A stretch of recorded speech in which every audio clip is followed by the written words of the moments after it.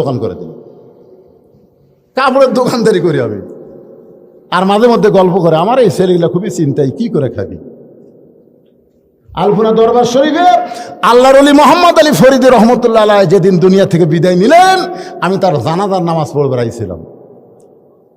ওই ঘুরে ঘুরে তার দেহ দেখাচ্ছে, ঘুরে ঘুরে, মানে হাজার হাজার মানুষ, তো লক্ষাধিক মানুষ এখন তাকে দেখবে, তার সোনার চেহারাটা দেখবে। এরা দেখবার যা ঘুরে ঘুরে যিনি দেখাচ্ছেন তিনি হচ্ছেন রসমনা হায়দারি হুজুর, উনি মারা গেছে, ওনার বাড়ি হচ্ছে ইরশুদ্দি। এরকম ঘুরে ঘুরে দেখাচ্ছে। আমি ঘুরে ঘুরে দেখতে গিয়া হুজুরের মুখের দিকে তাকায় আমার চোখ আর সরে না। আমি কিছুক্ষণ যখন তাকাই আছি তখন হায়দারি হুজুর বুঝতে পারলেন, ইত্তাকু ফিরাসাতাল মুমিনিনা ফাইন্নাহু ইয়ানজুরু বিনূরিল্লাহ। এই মৌলানা সাহেব তো সাধারণ মানুষের মতন দেখতেছে না, আমাকে হাত ধরে হুজুরের কাছে টেনে নিল। আমি আধ ঘন্টা পর্যন্ত মোহাম্মদ আলী ফরিদি পীর কেবলা রহমতুল্লাহ আলাইহির চেহারার দিকে তাকায় থাকলাম। ওই যে পাগল হয়ে গেলাম।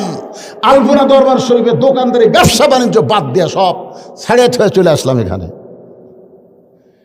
দীর্ঘদিন এখানে থাকার পরে আলোচনা শুরু করলাম, ওয়াজ নসিহত করি, টাকা পয়সা কে কি দেয় বাংলাদেশের কোন লোক বলতে পারবে না।